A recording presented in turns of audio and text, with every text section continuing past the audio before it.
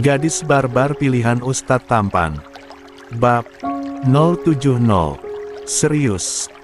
Pekik Irma membuka Yulia mengelurkan nasi padang yang masih hangat itu. Wah, maka nikmat manakah yang kau dustakan? Teriak mereka serempak. Berhubung nasi padangnya ada 5 bungkus, gue kasih 4 bungkus ke kalian. Aa makasih Yulia. Seru Hawa yang memang dia pecinta nasi padang. Orang tuanya dulu dan sekarang juga penjual nasi padang. Setiap kali pulang ke rumah pasti ia rindu dengan nasi padang buatan mamahnya. Tehek. Afwan Mbak Siti, Maryam gak bisa ikut, dia lagi sakit perut, lapor Hawa sambil memegangi buku catatan hariannya, membuatnya menjadi pusat perhatian. Pagi ini seperti yang telah diperintahkan oleh Ustaz Ikram, jika orang-orang yang terpilih akan pergi ke pasar untuk membelikan makanan pokok untuk para santri. Gak apa-apa Hawa, kita berdua aja kalau gitu. Tapi Maryamnya baik-baik aja kan? Kalau terus sakit suruh pergi ke UKS, nanti dokter Syera akan kasih obat. Hawa meringis. Sebenarnya Maryam sakit perut karena dia memakan banyak sambal di pagi hari. Mau bagaimana lagi, nasi padang tampal sambal tidak akan enak, dan Maryam kebablasan memakan sambil berakhir dia sakit perut dan sekarang dia tidak bisa jauh dari toilet. Udah diantar sama Irma dan Gendis, Mbak. Alhamdulillah kalau gitu, Mbak bisa tenang kalau Maryam udah ditangani dokter Syera. Ayo sekarang kita masuk ke mobil. Mobil putih milik pesantren yang selalu digunakan hanya untuk keperluan pesantren. Dan juga Gus Hilmi atau Abi Laksa ceramah di luar pesantren. Yang ikut ke pasar satu mobil yaitu Mbak Siti, Hawa, Gus Hilmi, dan Kang Abdul yang menyetir. Sedangkan Baya dan Raya belum datang yang seharusnya pergi menggunakan motor Kang Abdul. Anu itu Mbak Afwan, berhubung Maryamnya gak ikut. Boleh kan sahabatku yang ikut? Sahabatmu siapa? Hawa menunjukkan perempuan yang baru saja datang dengan kerudung putih motif sakura pemberian suaminya, tunik putih dan rok panjang berwarna hitam. Jangan lupakan kacamata hitam yang Yulia pakai. Ya, Yulia dengan sok kerennya memakai kacamata hitam di pagi yang terik ini. Halo, good morning all. Jom kita pergi. Seru Yulia memperbaiki letak kacamata miliknya itu. Yulia bukan ingin pergi ke pasar, dia seperti ingin pergi jalan-jalan saja. Hawa dan Mbak Siti geleng-geleng melihatnya, begitu juga dengan Gus Hilmi dan Kang Abdul yang sudah duduk di kursi mobil paling depan. Dik, Yulia mau ikut? Udah izin ke suami emang? Tanya Gus Hilmi dengan suara yang begitu lembut, mampu menggetarkan jantung seluruh kaum Hawa. Canda. Yulia menggeleng. Memangnya harus? Harus, karena setiap seorang istri berpergian kemanapun wajib izin pada suaminya. Gak ada Mas Ikramnya bang. Gimana dong? Mungkin dia lagi ngajar. Kalau ada datengin ke pondok bakalan buang-buang waktu kita untuk pergi. Wajib izin. Kalau gak dapat izin, kamu gak bisa ikut. Bibir Yulia manyun seketika. Dia membuka kacamata hitamnya lalu dia simpan di atas kepalanya. Ya udah, tunggu bentar, aku mau izin dulu. Awas aja kalau ditinggal. Gak akan, kita juga lagi nunggu Baya dan Ryan. Mereka harus ikut untuk bawa belanjaan nanti. Pasti kalau disimpan di mobil gak bakal muat semua. Jelas Gus Hilmi membuat Yulia berbalik dan berniat pergi ke pondok. Namun baru saja dia berbalik, seorang pria yang memakai abaya hitam tengah mengendong Unaya mendekat. Kenapa belum pergi juga? Ini udah telat loh, ucap Ikram menatap abangnya. Nah itu suamimu ada, Dik Yulia. Cepat izin. Ikram beralih menatap istrinya, lalu mengambil kacamata hitamnya dan memasukkannya ke saku abayanya. Jangan sok kecentilan. Di pesantren ini dilarang membawa aksesoris kayak gini. Yulia mendengus, ingin protes tapi ia ada hal penting yang harus ia katakan. Mas Ubi, aku izin ikut ke pasar ya. Maryam sakit perut jadinya aku yang gantiin. Boleh. Serius. Ikram mengangguk sambil membuka pintu di mana Gus Hilmi duduk. Bang, kata Unaya, gak mau jauh-jauh sama abinya. Biar Ikram yang bantu gantiin ke pasar. Padahal Unaya sejak tadi diam sambil menatap polos sekitarnya. Gus Hilmi memicingkan matanya. Katanya kamu gak mau kemana-mana, mau di pesantren aja. Kenapa berubah pikiran? Ikram hanya memberikan senyuman lalu dia duduk di kursi bekas abangnya yang kini sudah turun dan mengendong putrinya. Kenapa kalian bertiga belum masuk? Ayo masuk ke dalam mobil, perintah Ikram membuat Mbak Siti, Hawa segera masuk ke pintu mobil paling belakang. Yulia mengangkat kedua tangannya dan berkata yes. Lalu dia ikut masuk dan duduk di sisi kiri mobil, berada di belakang suaminya. Tentu saja Ikram ikut ke pasar sebab istrinya ikut. Tadinya jika istrinya tidak ikut dia akan berada di wilayah pesantren. Percuma melarang Yulia akan ngambek padanya nanti. Mana coba Baya sama Ryan? Kok mereka belum datang ya? Tanya Kang Abdul menatap sekitar. Motor akan gak bisa nyala kali, sahut Ustaz Ikram. Itu mereka. Seru Yulia menunjuk motor legendaris milik Kang Andul yang berjalan begitu kencang mendekati gerbang pesantren. Woi anjeng lo Ryan gila. Lo mau ngajak gue mati bareng, hah? Teriak Zayan yang ternyata dia menggantikan Baya. Tentu Zayan yang ingin pergi keluar dan membujuk Baya agar dia menggantikan pria itu, dan bujukannya berhasil. Baya menyuruh Zayan pergi ke belakang dalam, di sana ada motor Vespa legendaris Kang Abdul. Setelah datang ke sana, ternyata Ryan juga ada di sana. Mereka berdebat sampai akhirnya Ryan yang menang membawa motor, sedangkan Zayan pasrah di belakang yang kini dia dibonceng. Ternyata Zayan salah meremehkan musuhnya di pesantren ini, Ryan bisa mengebut. Bahkan hampir membuatnya terjungkal, untung saja dia memeluk pinggang pria itu erat. Zayan, kamu bahasanya dijaga ya? Tegur Kang Abdul. Kenapa kamu yang ikut? Kemana Baya? Tanya Ustaz Ikram. Zayan menyengir.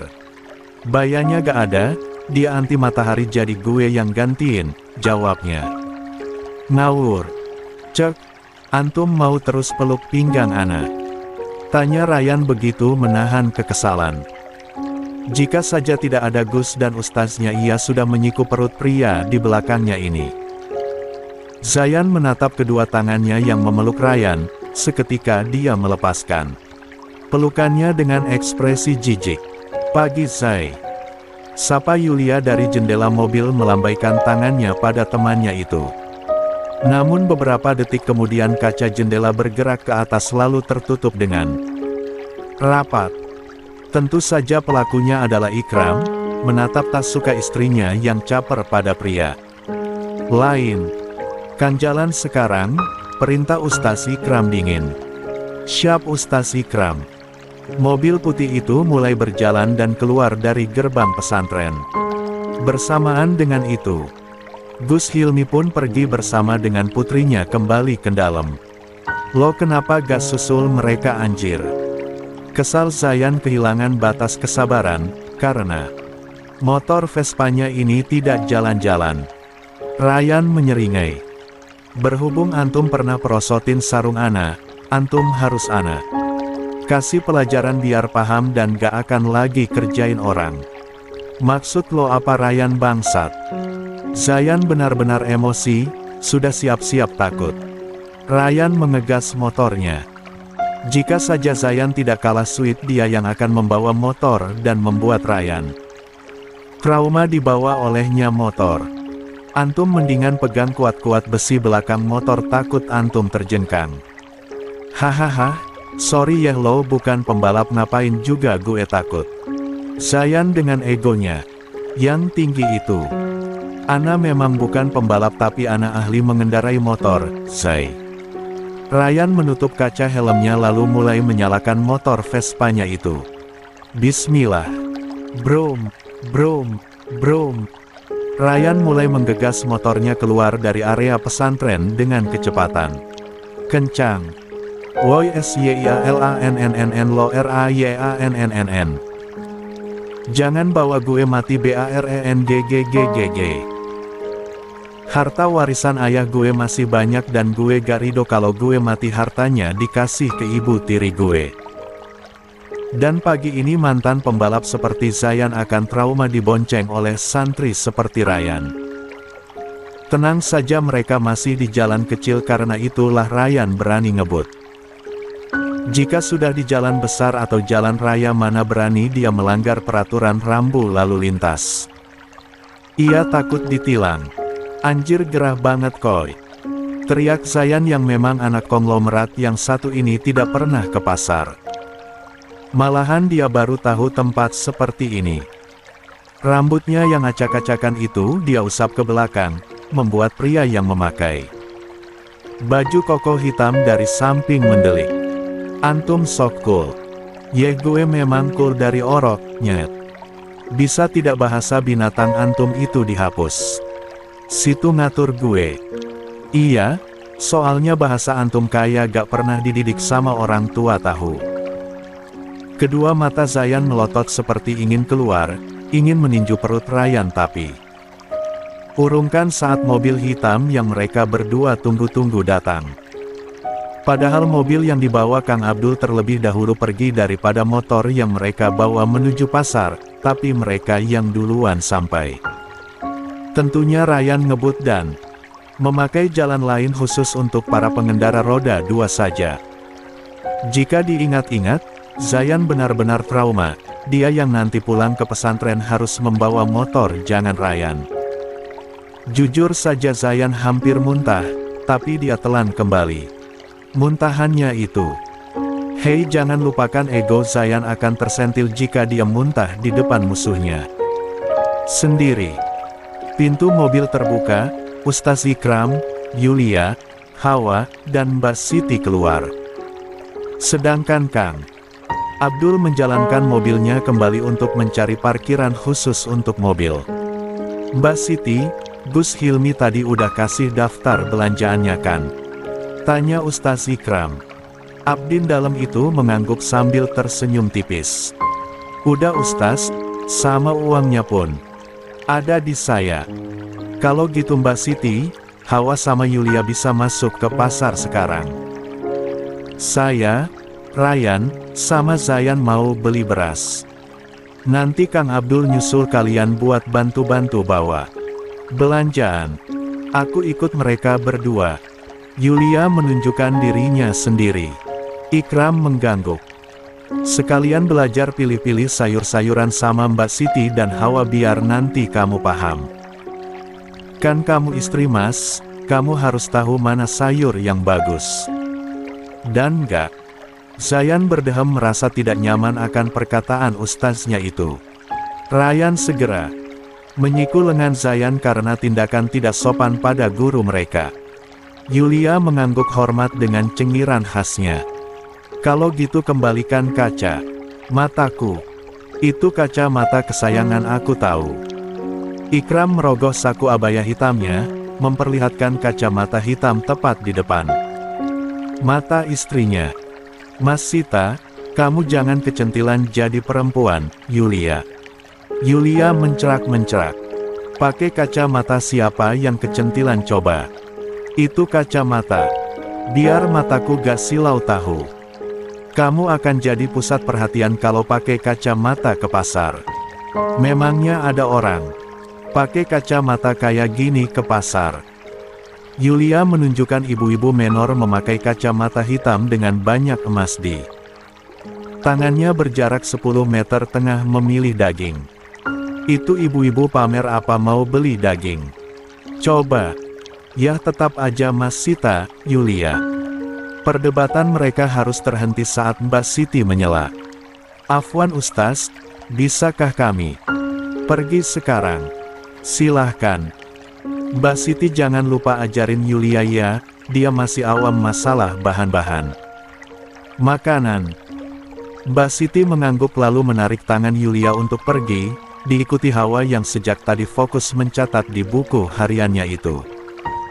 Tersisa Ustaz Ikram, Zayan dan Ryan sekarang. Kalau gitu gue ikutin mereka aja ya. Seru Zayan berniat akan mengikuti 3 santriwati tersebut tapi ujung kokonya ditarik oleh Ustaz Ikram. Kita harus beli beras sekarang. Ustaz bisa sama Ryan dan Kang Abdul. Gue mau ikut sama mereka aja. Ustaz Ikram mendesis, dia tidak suka pada Zayan yang terlihat jelas di matanya itu dia tertarik pada istrinya. Kamu tidak bisa menjaga pandangan, sedangkan Kang Abdul bisa. Saya lebih percaya padanya daripada kamu. Gimana kalau ada preman pasar? Gue jago bertarung. Kang Abdul lebih jago daripada kamu. Kang Abdul, pria bertubuh kurus itu jago bertarung. Zayan tertawa kencang. Mana mungkin? Palingan dia kabur nanti. Antum hanya melihat dari covernya saja tanpa melihat isinya, ujar Ryan dengan bijak. Memangnya siapa selain Ustaz Ikram yang ajarin para santri bela diri? Tentu Kang Abdul. Dia itu santri kebanggaan di pesantren Ar-Rahman yang serba bisa. Ana benar-benar kagum padanya yang tidak pernah lelah dalam melakukan kebaikan. Ustaz Ikram tersenyum mendengar perkataan Ryan. Ya, Kang Abdul, santri yang dibawa oleh abinya dan dibesarkan di pesantren ini sungguh mengagumkan. Preman pasar di sini gak akan berani sama Kang Abdul. Saya percaya padanya. Ayo pergi beli beras. Otot kalian harus kalian gunakan untuk melakukan perbuatan yang baik. Membeli kebutuhan pokok untuk makan santri itu perbuatan baik yang sayang kita lewatkan. Ucap Ikram jalan terlebih dahulu. Zayan terpaksa pergi karena Ryan menariknya. Sedangkan Kang Abdul yang sudah memarkirkan mobilnya segera masuk ke pasar. Menyusul ketiga santriwati yang ia sudah hafal pasti akan membeli sayur-sayuran terlebih dahulu. Walaupun di belakang pesantren terdapat sayur-sayuran, tidak akan cukup apalagi di musim kemarau bulan ini sayur-sayuran yang mereka tanaman banyak yang layu dan tidak berbuah. Bahkan tomat dan cabai pun harus rusak akibat matahari yang terlalu terik. Dededel. Yulia menutup mulutnya menggunakan kerudung panjangnya itu saat bau khas pasar yang menyengat masuk ke hidungnya. Mungkin jika dihitung dia pernah ke pasar terakhir kali 3 tahun lalu bersama Bunda Sarah saat kakaknya harus fokus pada ujian semester dan ia harus menemani bundanya berbelanja. Bisa gak gue pergi aja mbak? Pinta Yulia memelas. Sumpah bau ikannya buat perut. Gue mual. Lagi pula gue sejak tadi gak bantu cuman lihat aja kalian pilih-pilih sama. Tawar-menawar. Hawa memicingkan matanya. Mual. Kamu hamilkah? Yulia tergelak. Mana ada. Dia sentuh saja belum. Mbak Siti yang tengah memilih ikan segar pun menatap Yulia. Tahan ya, nanti kita beli es krim setelah tugas kita selesai, bujuknya. Memangnya ia anak kecil apa? Gimana kalau gue aja yang beliin kalian es krim? Yulia menawarkan diri. Memangnya kamu tahu tempatnya? Tahu. Ini pasar pernah aku datangi sama bundaku dulunya. Memang ini pasar satu-satunya yang selalu ramai dikunjungi. Mungkin karena harganya yang murah, tapi kualitasnya jangan diragukan lagi. Mbak Siti memberikan uang berwarna biru. Kalau gitu tolong beli esnya 4, satunya punya kamu. Saya gak usah, tolak Kang Abdul yang sejak tadi terus saja menunduk sambil menatap ke tanah, dengan kedua tangan memegang plastik dan juga tas berisikan belanjaan mereka. Gak apa-apa Kang. Akang kan suka es krim juga, sahut Mbak Siti. Kalau gitu nanti saya ganti uangnya nggih. Saya gak mau ditraktir sama jenengan. Baiklah Kang. Yulia heran, bukan heran lagi. Kata Ustaz Ikram, Kang Abdul dan Mbak Siti akan menikah dalam waktu 1 bulan lagi, tapi kenapa mereka seperti terhalang benteng coba? Lihatlah mereka tidak pernah saling tatap sedikit pun, bahkan perkataan mereka begitu formal.